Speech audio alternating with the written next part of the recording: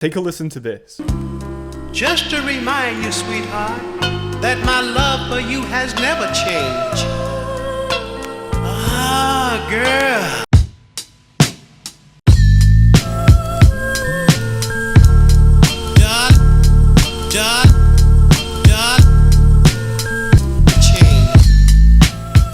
This is an example of sampling. Sampling has been a part of music's history for years, especially in the hip-hop scene. Many attributed samples to the 90s style, but as we've seen over the decades, samples have always been used throughout. Some people make the argument that samples are cheating in production. However, I personally disagree. Sampling is quite difficult, from sample selection to sample chopping to fit in different elements with the sample, but you could see how people would think it is cheating when some producers add a sample and a drum loop and call it a beat. That's not quite production, but ultimately it's the outcome of the beat that does matter. Today's video, I'm going to show you a few basics on how to get into sampling inside of FL Studio and where you can actually find these samples. First off, my favorite free option is of course Looperman. If you haven't heard of this, it's a website with a large array of free samples that are free to use, royalty free as well, so you can use them in your beats. So you have to make sure you have full permission to use the sample.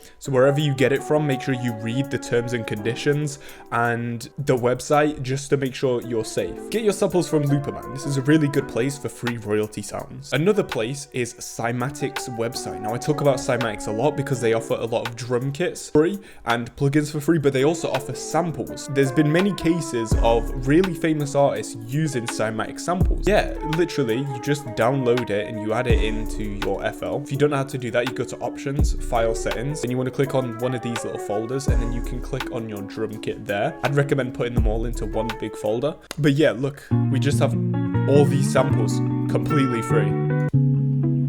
It is really good to get you started in music, especially started in sampling. Now, another one isn't entirely free, but it's called samplet.io. Now, what this does is it allows you to click here to filter through music, and you can add in different genres, different tempo, etc. And then you click this button here, and what this will do is it will give you a random sample from all across the internet. Now, unlike the other websites, these are not free to use. They are not royalty free to use. So what some producers do is they make a beat with, let's say I sampled Michael Jackson. They'll make a beat with that and say, you can purchase this beat license with the knowledge that you must clear the sample before publishing. So some producers do that. Now, another website is called Tracklib. Now, Tracklib is really good. Gives you a full sample library, which you can use credits for, and you can actually just access and use. And it also makes clearing the samples easy. I'm not sponsored by any of these people, by the way. I just really like what they do.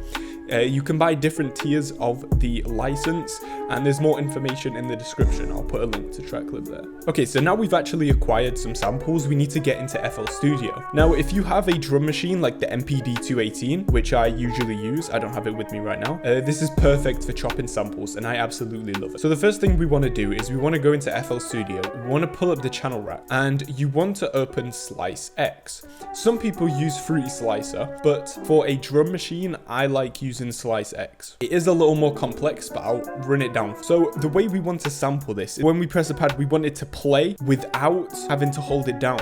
If you've ever tried this before without knowledge on how to do it, when you press the button down, you have to hold it down to play that part of the sample.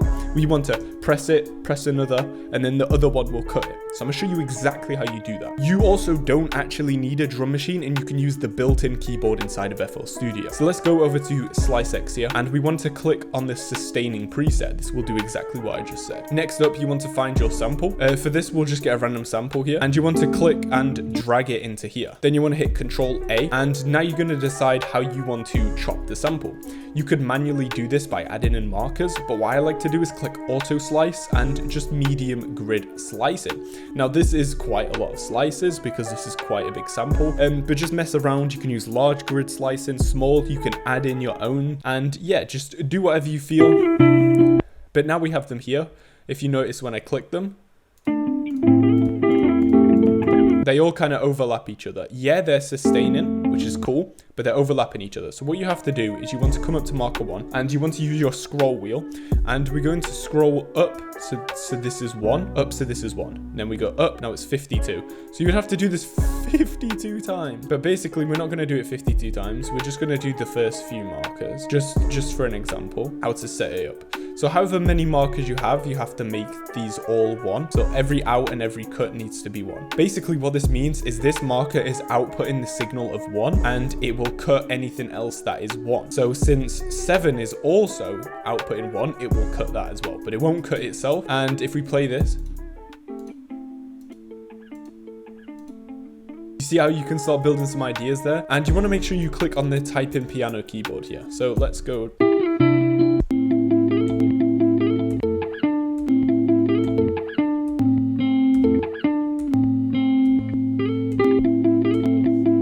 Yeah, that's how we can actually load the sample and begin to chop it.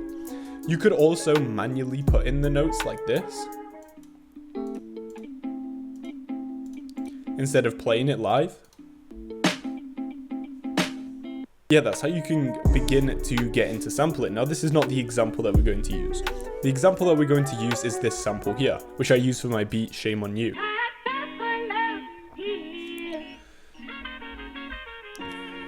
Now, not only did I sample this, but I did a few things to it before. First things first, I figured out the bass notes by playing them alongside it, and I recreated the bass with my own pattern.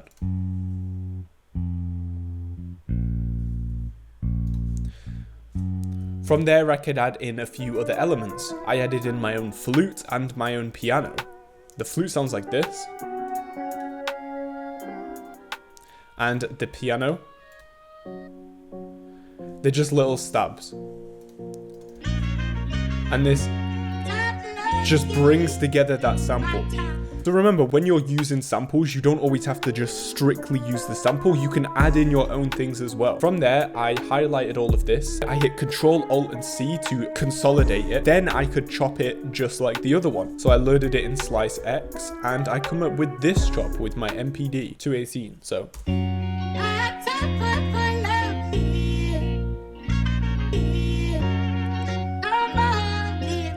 you just really want to have fun with it and just experiment different things and see how they sound. And then I added the drums.